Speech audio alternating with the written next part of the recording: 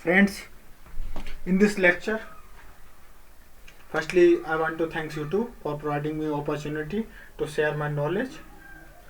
जिनको ज़रूरत है उनके लिए भी मटेरियल है इसमें, और जो अपना ज्ञान बढ़ाना चाहते हैं ज़रूरत का हिसाब means they are preparing for any type of competition, UPSC और आईएएस और PCS anything, and for knowledge enhancing you can also should know about the thing in our constitution which are taken from another countries.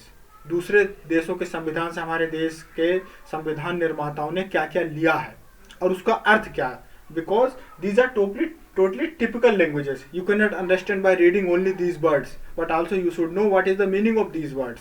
So I will also try to explain the meaning of these words so you can easily understand what is the meaning of these words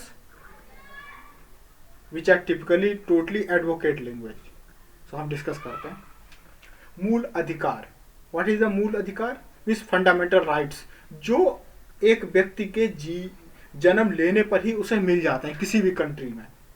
मूल अधिकार fundamental rights एक व्यक्ति के हर एक देश में निर्धारित किए गए. सबसे पहले अमेरिका में ये कंसेप्ट आया था. ये बहुत ही प्रोग्रेसिव विचारधारा थी. पहले जैसे कि आप जानते हो कि मजदूर बना के रखते थे लोगों को, दास प्रथा भी प्रचलन में था, महिलाओं को काफ़ी अधिकार कम थे, बच्चों का शोषण, इस तरह की सारी चीज़ें हैं.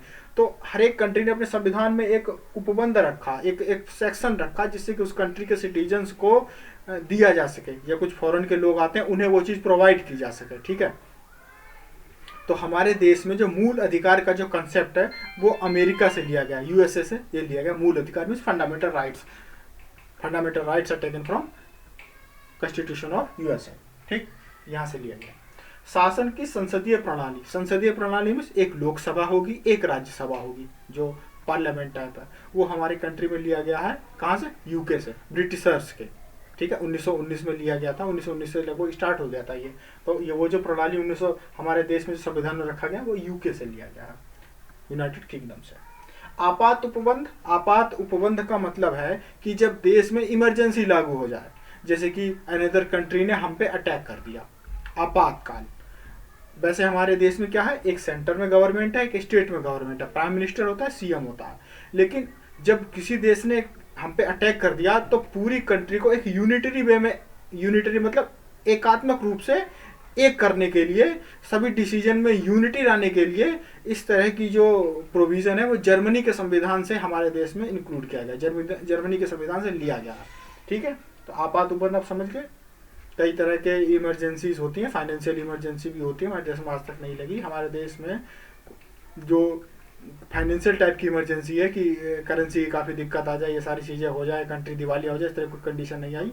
तो आपात उपबंध जो कोई दूसरी देश हम पे अटैक करे उस टाइम पर हमारा कंट्री कैसे बिहेव करेगा, क्या क्या प्रोविजंस होंगे, क्या क्या अधिकार रहेंगे नहीं रहेंगे, वो सारी चीज़ें जर्मनी के वीमर संविधान से लिया गया है. डीपीएसपी आयरलैंड से लिया गया. डीपीएसपी मतलब directive principle of state policies. Means मतलब जो संविधान बनाते हुए किन किन चीज़ों को केंद्र सरकार को या राज्य सरकार को ध्यान में रखना है. मतलब इसमें सारी लोकहित वाली चीज़ें रखी गई हैं कि एक गवर्नमेंट को कैसे बिहेव करना चाहिए.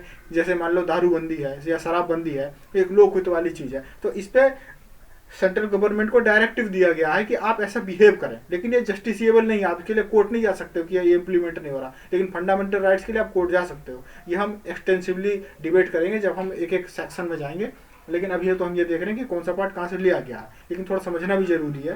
तो ये संविधान निर्माताओं ने सरकार से ये अपेक्षाएं की हैं. जैसे आप राम राज्य की कल्पना करते हो तो डीपीएसपी अगर आप पढ़ लो तो वो राम राज्य ही है. तो वो जो लिया गया डीपीएसपी वो आयरलैंड से लिया गया. ठीक है, आयरलैंड से लिया गया डीपीएसपी. समवर्ती सूची ऑस्ट्रेलिया से लिया गया. समवर्ती सूची में क्या होता, जिसमें कि स्टेट की भी जिम्मेदारी है एज वेल एज सेंटर की भी जिम्मेदारी. बहुत सारे मैटर्स होते हैं. जैसे टाइप ऑफ कंसिडर करें आप education. Education is in concurrent list. Both state and centre will make policies to implement in a efficient way. तो समवर्ती सूची में कुछ सब्जेक्ट रखे जाएंगे. उन इस तरह की व्यवस्था इस तरह का भी हो सकता है. ये चीज़ ऑस्ट्रेलिया से हमारे संविधान निर्माताओं ने ली. समवर्ती सूची, कंकरेंट लिस्ट. ठीक है दोस्तों. भारत राज्यों का संघ है, ये कनाडा से लिया गया. भारत राज्यों का संघ मतलब क्या है कि भारत यूनियन है सभी स्टेट्स का, उसको कहेंगे भारत, इंडिया. हिंदुस्तान शब्द ये इंडियन कॉन्स्टिट्यूशन में कहीं नहीं है, भारत और इंडिया है, हिंदुस्तान नहीं है कहीं भी। तो राज्यों का यूनियन है, मतलब कोई भी कंट्री चाहे तो अलग नहीं हो सकती हमारे देश के देश से।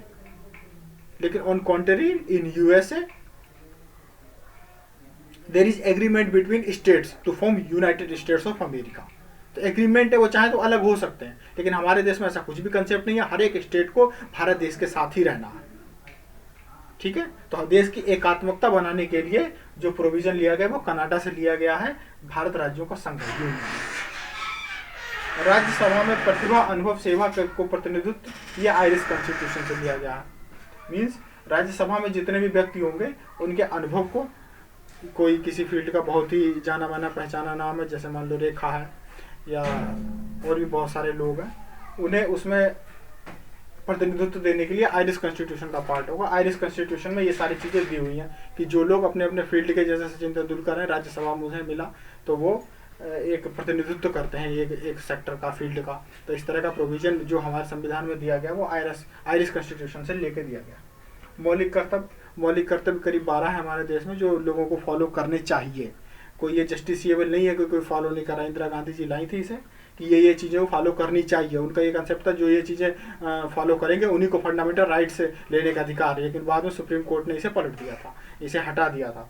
तो मौलिक कर्तव्य जो हमारे देश में है, बहुत सारे कॉन्स्टिट्यूशन में 11-12 कर्तव्य दिए गए हैं, 12 कर्तव्य दिए गए हैं, उन्हें फॉलो करना है सबको। ये पार्ट कहाँ से लिया गया है? रसिया से लिया गया। और PIL पब्लिक इंटरेस्ट लिटिगेशन, ये कंसेप्ट हमारी जुडिशरी ने लिया है, अमेरिकन जुडिशरी सिस्टम से लिया है। और जुडिशियल रिव्यू करेगी सुप्रीम कोर्ट, ये भी अमेरिका से लिया गया। Thank you very much. If you give me likes then likes और सब्सक्राइब।